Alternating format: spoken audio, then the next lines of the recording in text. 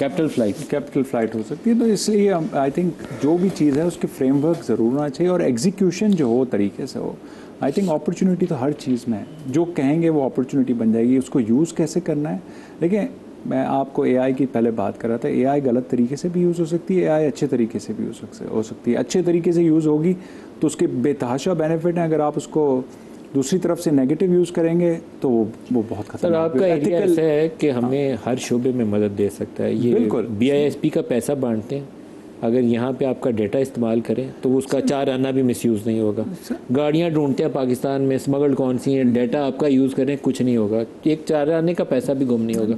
आपका डेटा बड़ी काम की चीज़ है, इन्हें इस्तेमाल नहीं करना आता। आई थिंक अनफॉर्चुनेट भी, और अब आई थिंक अवेयरनेस आई है। आई थिंक जिस तरह FBR में काफ़ी कंसल्टेंट जिस तरह आप हायर हुए हैं, I think they are focusing on data now, because realization थी तो सही, बट आई थिंक अब एग्जीक्यूशन की तरफ इस्तेमाल भी करें ना। अब एग्जीक्यूशन, नादरा के पास ढेर था डेटा हमेशा से, उसको इस्तेमाल करना नहीं आता। चीज कैच हो सकती है। मिफ्ता साहब तो खुद फाइनेंस मिनिस्ट्री चला के आए हैं। सर डेटा हर चीज का होता है, इस्तेमाल नहीं करते, इस्तेमाल करना नहीं आता। और दूसरा वहाँ पे आसिफ साहब चाहिए। और जो गाड़ियाँ हैं सर, मैं आपको तो जो गाड़ियाँ हैं हमें पता होती है कि गाड़ियाँ इस इलाके में स्मगल गाड़ियाँ घूम रही हैं, बलूचिस्तान के इस इलाके में, KP के इस इलाके में, फिर बहुत सारे सियासी कंसिडरेशन आ जाती है कि यार अब ये तो नहीं कर सकते यार, तो फिर क्या करें। आसिफ साहब आपके सेक्टर में कुछ ऐसे रोड ब्लॉक्स हैं जो आपको ग्रोथ से रोक रहे हैं? आई थिंक जो आई वुड से कि ये आप जो पाकिस्तान की ऑफ कोर्स नाउ अभी इस वक्त जो पाकिस्तान की ब्रांडिंग रीजन में हुई है, जो after these recent incident, I think Pakistan is in much better position. अगर हम पिछले प्रोग्राम में जब बात कर रहे थे तो पाकिस्तान की ब्रांड एज अ कंट्री बहुत अच्छी हुई। आई थिंक इसमें कोई शक नहीं। आई थिंक इसको 6 जहाज गिराने के बाद हम तगड़े हो गए। ये मैं वर्ड नहीं यूज़ करना चाह रहा, बट इवेंचुअली जो हमारी रेपुटेशन है, जिस तरह हमने डील किया, देखें ये नहीं होता how did you handle the situation maturely, so we have shown the maturity. Sir middle east में हमारी पोजीशन भी अच्छी हुई है। पूरे यूरोप, मिडिल ईस्ट हमारे दोस्त यूरोप गए, उधर लोगों को मुबारकबाद मिली है कि यार तुम जीत के आए हो, ठीक है, और अमेरिका में मिली है, हर जगह में मिली है, लेकिन जीत so maturity, and how did we show the maturity as a country everywhere, every angle. so इससे फ़ायदा ये हुआ कि अब हमारे पास ये सुनहरा मौका है कि ट्रिपल डाउन करें, नॉट डबल डाउन, कि अब इस ब्रांड पाकिस्तान को जो एक बहुत बड़ा, जो हमेशा हम नेगेटिव अब हम पॉजिटिव जोन में आए हैं। तो आई थिंक, और रीजन में ख़ास तौर पे ऑफ कोर्स अमेरिकन प्रेसिडेंट ने कितनी दफ़ा पाकिस्तान का नाम लिया, आपने सुना है पहले 5 सालों में कभी? तो I think this is all positive. अब पाकिस्तान को लोग एक अच्छी नेशन और ऑप्टिमिज्म, अब देखें ये पॉजिटिविटी है ना, इसको कैसे कैपिटलाइज करें। देखिए हमने सेल करना है, हमने डील्स करनी है। देखिए deal making, selling is the key. अब आपने जाके अपने आप को जो भी आपके पास, आप तो कर सकते हैं ना, आपको रोक नहीं रहा कोई, गवर्नमेंट आपको कोई इसे फैसिलिटेट करे, कोई ऐसा रास्ता है कि रास्ता ये कि देखें जो आप कह रहे हैं रोकने का, अब देखें वीज़ा की जो रिजीम है, हमें टैलेंट को बाहर जाना है, visa restrictions are still there, you know, इतना आसान नहीं है। आज भी UAE के वीज़े भी बहुत मुश्किल से मिल रहे हैं, सऊदी जब के वीज़े भी वापस से सिंगल एंट्री पे हो गए, पहले मल्टीपल होते थे हज के बाद। तो I think there are so many limitations के हमें टैलेंट को आना जाना करना है ताकि हम सेल गवर्नमेंट को फैसिलिटेट करना। ये एक इस वक्त I think temporary, I think I would say कि इस वक्त हमें इस पोजीशन का फ़ायदा उठा के निगोशिएट करनी चाहिए ये चीज़ें कि yes, there are bad things and there are good things. There are good companies and there are bad people as well. Everywhere, it's around the world. How do you distinguish? How do you create the framework? कैसे आप framework बनाएं ताकि हर कोई उस policy के, ये एक one shirt fit all वाली पॉलिसी है ना, वो नेगोशिएट करनी है कि जिस तरह अगर हम लोग काम कर रहे हैं तो हम क्लीन काम कर रहे हैं, we are sending the right people, so we have to be extra treated और allowed to do anything. Mister साहब ये बात कर रहे हैं, यहाँ पर गवर्नमेंट को इनको हेल्प आउट करना चाहिए। सर देखें, 2 पॉलिसी, इनके ऑफिस बने, गल्फ में जाएं, सऊदी अरब में जाएं, UAE में, कतर में जाके दफ्तर खोलें, इनको हेल्प आउट करें। हमारी गवर्नमेंट एक चोर पकड़ने के लिए 9 शरीफ लोगों को बंद कर देती है, ठीक है, ये जो जिसका टैक्स की मैं बात कर रहा हूँ, बंद से मुराद है कि जो उनको भी रोन देती है, ठीक है। लेकिन एक जो बात आसिफ भाई की है ना, वो बड़ी की बात है कि देखिए पिछले 5-7 सालों में आप देखें पाकिस्तान क्यों खबरों में आता था। यहाँ पे खुदा न खास्ता कोई टेररिज्म इंसिडेंट हो गया, या हम तकरीबन बैंकरप्सी पे पहुँच गए, या IMF प्रोग्राम हो गया, या हमने कहीं से पैसे लिए। ये 4 खबरें हैं ना पाकिस्तान की, यही प्रोग्राम आते थे। पहली मरतबा प्रोग्राम आ रहा है कि पाकिस्तान ने तो भून के रख दिया हिंदुस्तान को, इधर मार रहे हैं, उधर मार रहे हैं, ये कर दिया, वो कर दिया। अब जो है हमारी दुनिया में इज्जत हो गई है।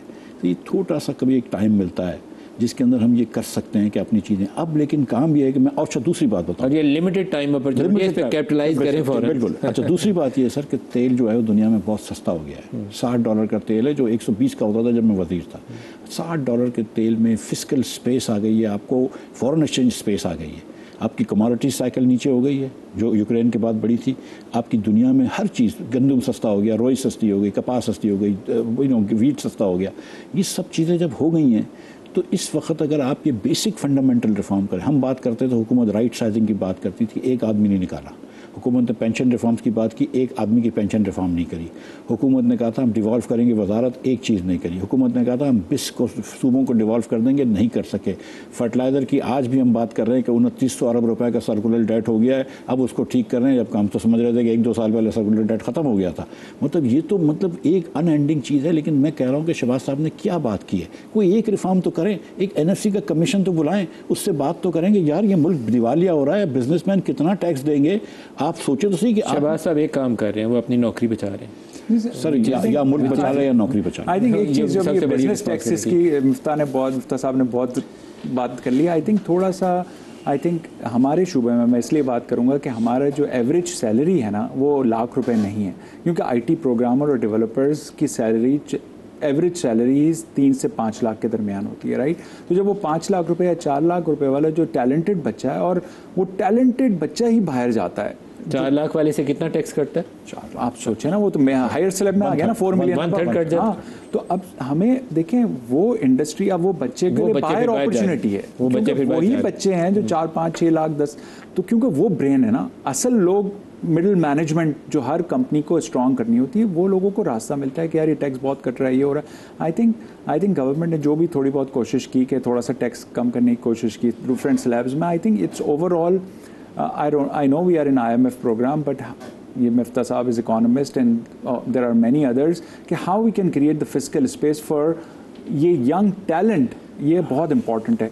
अब जिस तरह फिर लोग क्या करते हैं सर, रास्ता ढूंढते हैं। अब लोग अगर वो फ्रस्ट्रेट हो जाएगा, वो अपने आप को फ्रीलांसर बना लेगा, रिमोट वो नौकरी छोड़ के डायरेक्ट जॉब पकड़ लेगा हमारे ही क्लाइंट से या किसी और क्लाइंट से, बोलेगा यार मुझे डॉलर में पैसे दे दो ताकि मेरा टैक्स ना कटे, राइट। सो अब हमारे लिए एक डिसएडवांटेज क्रिएट हो गया, 35% का अगर टैक्स का डिसएडवांटेज क्रिएट हो गया तो वो मेरे पास काम क्यों करेगा।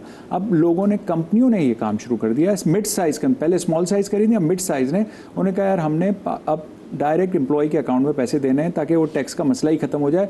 अब अगर आप, मेरे पास एक एम्प्लॉय आ रहा है और इनके पास आ रहा है, और अगर हम डिफरेंट स्कीम पे चल रहे हैं दोनों, तो हमने 35% तो एज उनको वैसे ही मिल गया मेरे से, तो कैसे आप अच्छी कंपनियां कैसे compete करेंगी। I think it's a valid challenge for the industry. I think इसको आई नो कि आपने बजट से पहले भी ये सवाल उठाया था, इसको लेकिन शायद फाइनेंस मिनिस्टर उसको सुनने को तैयार नहीं। सैलरी टैक्स के ऊपर बिल्कुल है। एक काम मिफ्ता इस्माइल ने सही किया था, इन्होंने बेसिक थ्रेशोल्ड को भी ऊपर ले गए थे और सैलरी स्लैब को भी ठीक किया था, लेकिन ये सारा कुछ इन्होंने अब बेड़ागर कर दिया। सुन रहे हैं और समझ भी रहे हैं। I think they are trying to find a way, and I think we need to find a way collectively, because it's a genuine problem, it's not like artificial problem के ये। सर ये काम फाइनेंस मिनिस्टर का नहीं है, to be very honest with you, ये काम prime minister का। लेकिन IMF आपको 10 चीज़ें बोलता है, एक्सपेक्ट करता है कि आप 10 पे माने, लेकिन 8 पे वो नेगोशिएट कर लेता है कि 8 मान गए तो भी काफ़ी है। आपको IMF ने कहा था एग्रीकल्चर के ऊपर टैक्स लगाएं, आप नहीं माने।